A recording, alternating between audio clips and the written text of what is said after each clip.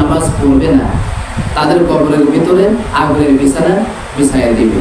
যারা নামাজ পড়বে না এই কঠিন শাস্তি তাদেরকে ভোগ করতে হবে কিয়ামত পর্যন্ত। 2 নম্বরে বলছেন রাসূল পাক সাল্লাল্লাহু আলাইহি সাল্লাম বলছেন যে গীবতের কারণে মুখে আগুন ঢালা হবে। যারা গীবত করে বেড়াবে, পরনিন্দা করবে, পরচর্চা করবে, তাদেরকে মরার পরেই কবরের ভিতরে তাদের কানের ভিতরে আগুন ঢালা হবে।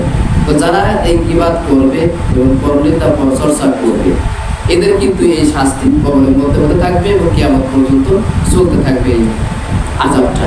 এটা কিন্তু কঠিন একটা শাস্তি যে গালের ভিতরে, জবানের ভিতরে, গালের ভিতরে একভাবে আগুন ঢালবে ফেরেশতা এবং কিয়ামত পর্যন্ত অবিরামভাবে চলতে থাকবে। এগুলো যারা গীবত করে, পরনিন্দা করে, পরচর্চা করে, আর যারা গীবত করে এরা হচ্ছে মানুষকে বিপদে ফেলে। এরা মানুষকে মানে বিভিন্ন অ্যাঙ্গেলে হোক, আকারে হোক, আর ইঙ্গিতে হোক, ওরা কিন্তু মানুষের বিপদে ফেলায় দেয়। এগুলো গীবতের ভিতরে আমাদেরকে চাওয়া যাবে না। আমরা গীবত কখনো করবো না, পরনিন্দা করবো না, পরচর্চা করবো না। তারপরে রাসূল পাক সাল্লাল্লাহু আলাইহি ওয়াসাল্লাম বলছেন মানে যারা হারাম সম্পর্ক করবে, যারা হারাম সম্পর্ক করবে তারা মৃত্যুর পরে যখন কবরের মধ্যে থাকবে তাদেরকে লোহা দিয়ে তাদের এই চোয়াল ছিঁড়া হবে কিয়ামত পর্যন্ত, এবং যতদিন কবরের মধ্যে শুয়ে থাকবে তার চোয়াল ছিঁড়া হবে এই লোহার প্যারাক দিয়ে। তারপরে রাসূল পাক সাল্লাল্লাহু আলাইহি ওয়াসাল্লাম বলছেন যে দান না করার জন্য পাথর দিয়ে মাথা থেতলে দেওয়া হবে। যারা দান করে, এই পর্যন্তই বলা হয়েছিল যে যারা দান করবে না কিয়ামতের মাঠে, যারা দান করবে না, এই দান যারা করবে না এদেরকে কবরের ভিতরে যাওয়ার সাথে সাথে যখন এরা মারা যাবে, যারা দান করে না এবং সদকা করে না, মানুষের পাশে দাঁড়ায় না, মানুষের সহযোগিতা করে না এবং মসজিদ মাদ্রাসা থেকে খেয়াল করে না, আমার দান করে না এবং সদকা করে না, গরিবদেরকে সহযোগিতা করে না, সাহায্য করে না, এই দান যারা করে না, সদকা যারা করে না, মৃত্যুর পরে যখন এরা কবরের ভিতরে যাবে এই কবরের জীবনটা হবে তাদের মানে যারাই দান করবে না, সদকা করবে না, মরার পরে যখন কবরে থাকবে কিয়ামত পর্যন্ত এদের মাথা পাথর দিয়ে থেতলে দেওয়া হবে।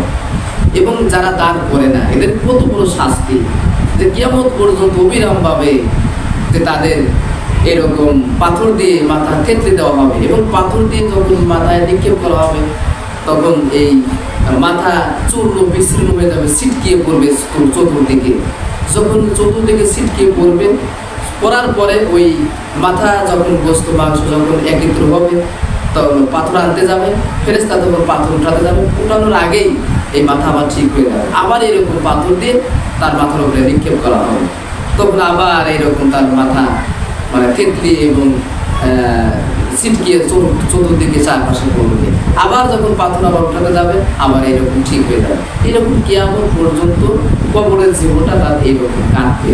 তার বোঝেন যে মানুষের ফেরেশতা যদি মাথার উপরে পাথর মারে, ফেরেশতার শক্তি কত, এই ফেরেশতা তার সম্পূর্ণ শক্তি দিয়ে এই পাথর মাথার উপরে নিক্ষেপ করবে, মাথার উপরে ঢেল দিবে। তাহলে এই মাথাটা মানে মাথাটা ফেটে চূর্ণ বিচ্ছিন্ন হয়ে যাবে চারিদিকে এবং ছিটকিয়ে পড়বে।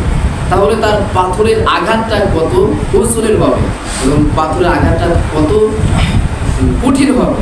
এই জন্য আমাদেরকে দানের দিকে আমাদের অগ্রসর হতে হবে। আর আমরা অগ্রসর হবই না কেন? রাসূল পাক সাল্লাল্লাহু আলাইহি সাল্লাম বলেছেন, আল্লাহ তাআলা বলেছেন, দেখবেন অনেক ঘটনা আছে যে দানের পাওয়ার অনেক, দানের শক্তি অনেক। যারা দান করে তারা বুঝতে পারে। আপনি যখন পথে বাড়ি থেকে বের হবেন তখন আপনার চিন্তা ভাবনা করার দরকার। যারা মোমেন ব্যক্তি, যারা ভালো মানুষ, দান করার যাদের ইচ্ছা আছে, সদকা করার যাদের ইচ্ছা আছে, এরকম ভালো মানুষ অনেক আছে। এই ভালো মানুষ যারা দান করার মানে অনবরত যারা দান করে, নিয়মিত যারা দান করে, তারা বাড়ি থেকে কি করে? তারা বাড়ি থেকে কি করে? ওই 5 টাকার আনলি, 5 টাকার নোট বা 10 টাকার নোট এই কুরসি করে নিয়ে যায়। এই কুরসা করে নিয়ে যায় যাতে আমি পথের মাঝে যত ফকির পাবো, যত গরিব মানুষ পাবো, যত সাহায্যকারী পাবো, যারা আমার কাছে সাহায্য চাবে তাদের 5 টাকা দেবো, আর আবার একটু পরে আবার একদিন চাইবে আপনি 5 টাকা দিলেন। এইরকম কিন্তু অনেক মানুষ আছে এরকম বাড়ি থেকে নিয়ে যায়। এরা দেখেন কত সচেতন যে না, দান এভাবে করতে হবে আমাদেরকে। দান যদি না করা যায় তাহলে কি হবে? তার কবরের ভিতরে পাথর দিয়ে ফেরেশতারা কি করবে? মাথা থেতলিয়ে দিবে, চূর্ণ দানের যে পাওয়ার, দানের যে শক্তি, এই দানের হাতটা প্রসার করতে হবে। দানকে আমাদেরকে বাড়াতে হবে এবং দানের হাতটা বৃদ্ধি করতে হবে। আপনি দান করতে থাকেন, গোপনে দান বেশি করেন, যদি প্রকাশ্যে দান করে তাদের সমস্যা নেই, তবে গোপন দানটা আপনি বেশি করেন। গোপন দান করলে কি হয়? আল্লাহ তাআলা বলেন, যদি কোনো রাসূল সাল্লাল্লাহু আলাইহি ওয়াসাল্লাম বলছেন, যদি কোনো ব্যক্তি গোপনে দান করে, আল্লাহ তাআলা যদি তার প্রতি কোনো রাগ থাকে, গোপনে দান করার কারণে আল্লাহ তাআলা তার প্রতি রাগ উঠায় নেয়। সুবহানাল্লাহ। তাহলে এরকম আমার হয়তো একটা পাপের কারণে, একটা অন্যায়ের কারণে, একটা গুনার কারণে আমি এমন একটা পাপ করে ফেলেছি, কিন্তু সেটা হয়তো মাপ পায় নাই, কিন্তু আল্লাহ তাআলা আমার প্রতি বেজান, আল্লাহ তাআলা আমার প্রতি রাগ, কিন্তু আমি গোপনে দান করলাম, এই রাগটা আল্লাহ তাআলা দূর করে দিবেন। যা বান্দার প্রতি আমার রাগ নাই, কিন্তু গোপন দান করছে, এই বান্দার প্রতি আমার অমুক পাপের কারণে, এই বান্দায় একটা পাপ করছিল, অন্যায় করেছিল, একটা গুনার কাজ করছিল, আমি এত রাগ ছিলাম, কিন্তু এই দান করার কারণে আমি আল্লাহ তাআলা তার প্রতি রাগ উঠাই দিয়েছি এবং তার প্রতি আমি খুশি হয়ে গেছি। সুবহানাল্লাহ।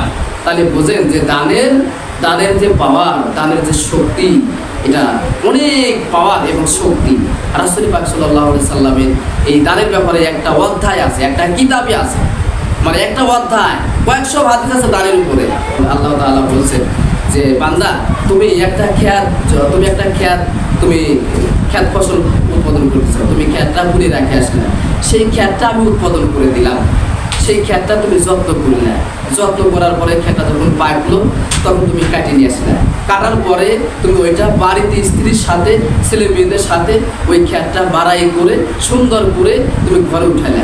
তো ঘরে উঠানোর পরে তোমার এত আনন্দ লাগে, আমি এতগুলি পেঁয়াজ পাইছি, এতগুলি গম পাইছি, এতগুলি ধান পাইছি, এতগুলি পাট পাইছি, কত সুন্দর, আমার এখন এটা দিয়ে আমি ভবিষ্যতে বা সামনের বছরে বা আমি সামনে এটা দিই, ও এটা করবো, এটা করবো, এই যে একটা চিন্তা ভাবনা আপনার ভিতরে আসে। তো আল্লাহ তাআলা বলছে যে বান্দা, তুমি ঘরে সুন্দর করে উঠাই রাখলা, এটা তুমি কি করলে, এটা তুমি ওজন করলা, মাপ দিলা, তুমি হাটে নিয়ে গেলা কষ্ট করে, হাটে নিয়ে যাওয়ার পরে তুমি বিক্রি করলা, সদাইবাদি করলা, যে না এত টাকার পাট বিক্রি করলাম, এত টাকার পেঁয়াজ বিক্রি করলাম, আমি একটা বলের কিনে যাই, আমার পরিবারের সাথে সকলের সাথে আমি খাবো, কিন্তু সেটা বাড়িতে আনার পরে রান্নাও হয়ে গেল, স্ত্রী আপনার খাদ্য আপনার মানে আপনার সামনে দিল যে এখন খাও, কিন্তু ওই সময় আপনার জীবনটা বাড়াই গেল। তাহলে কি হলো? এটা চিন্তা করা দরকার। এটা চিন্তা করতে পারেন তাহলে অবশ্যই আপনি দান করতে পারেন। এইটা যদি আপনি চিন্তা করেন, আপনি কেন সম্পদের প্রতি এত আঁকড়িয়ে ধরেন, আপনি কেন সম্পদের প্রতি এত লোভ লালসা? না, এইসব লোভ লালসা করা যাবে না। আপনি লোভ লালসা করবেন হালালভাবে, যত আপনি ইনকাম করতে পারেন, হালাল ইনকাম যত আপনি পারেন করেন, কিন্তু আপনি দান সদকা অবশ্যই করতে পারেন। এই জন্য আমাদেরকে অবশ্যই এই যে আপনি যখন আপনি প্রত্যেক দিন যখন মরে যান, প্রত্যেকদিন হিসাব করে আপনি চলবেন, আল্লাহ তাআলা আপনি হিসাব করে চলবেন, আল্লাহ তাআলা আপনার জীবনটাকে উন্নত করে দেবেন। আপনি হিসাব করে চলবেন, আল্লাহ তাআলা আপনার জীবনটাকে এত সুন্দর করে দিবেন যে আপনি এত সুন্দর করে দিবেন, এত ভালো করে দিবেন, আপনি কল্পনাও করতে পারবেন না আমার কোন কাজের থেকে আমি এত ভালো হচ্ছি, আমার কোন কাজের থেকে আমি এত আগাছি আল্লাহ তাআলার রাস্তায়, আল্লাহ তাআলার কথা, আমি কোন কাজের জন্য আগাছি আপনি টেরও পাবেন। অথচ আপনি এমন ভালো কাজ করতেছেন, ওই যে দান করতেছেন, দান করার কারণে আল্লাহ তাআলা এত খুশি হচ্ছেন যে আপনার পথগুলি মানে কঠিন পথগুলি সহজ করে দিচ্ছে। আপনার যত কঠিন পথ আল্লাহ তাআলা সহজ করে দিচ্ছে, আপনার যত বেকা পথ আল্লাহ তাআলা সোজা করে দিচ্ছে, আপনার যত বিপদ আসতেছে তত আল্লাহ তাআলা আপনার বিপদগুলি আপনার সহজ করে দিচ্ছে, বিপদগুলি উদ্ধার করে দিচ্ছে। অন্য একটা হাদিসে আছে যে যারা দান করে, দান করার কারণে হয়তো যে ব্যক্তি দান করে তার সামনে যে বিপদ আসার সম্ভাবনা আছে, আচ্ছা আমার সামনে যে বিপদ আসার সম্ভাবনা আছে এটাকে আমি জানি, অবশ্য আল্লাহ তাআলা ঠিকই জানেন, আল্লাহ তাআলা কিন্তু ভালো করেই জানেন যে আমার এই বান্দার সামনে এই বিপদগুলি আসছে।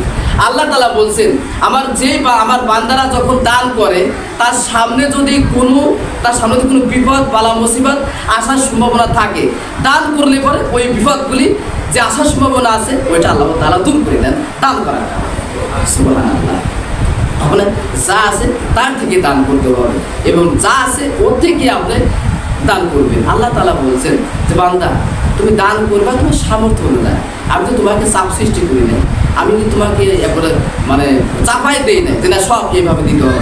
আল্লাহ তাআলা বলছে তোমার সামর্থ্য অনুযায়ী তুমি কি করবে, তোমার সামর্থ্য অনুযায়ী তুমি দান করবে। এই জন্য আমাদেরকে এই সামর্থ্য অনুযায়ী আপনি দান করেন, দেখবেন আল্লাহ তাআলা আপনার দানের কারণে সব কিছু ঠিক করে দিয়েছেন, সব কিছু বালা মুসিবত দূর করে দিয়েছেন, কঠিন পথগুলি সহজ করে দিয়েছেন, অভাব অনটন দূর করে দিয়েছেন, দুঃখ কষ্টগুলি দূর করে দিয়েছেন, রোগ ব্যাধিগুলি ভালো করে দিয়েছেন। তো যাক, আমরা যে কথাগুলি বললাম সেই কথা অনুযায়ী যেন আমরা আমল করতে পারি, সেই তৌফিক আল্লাহ তাআলা আমাদেরকে দান করেন।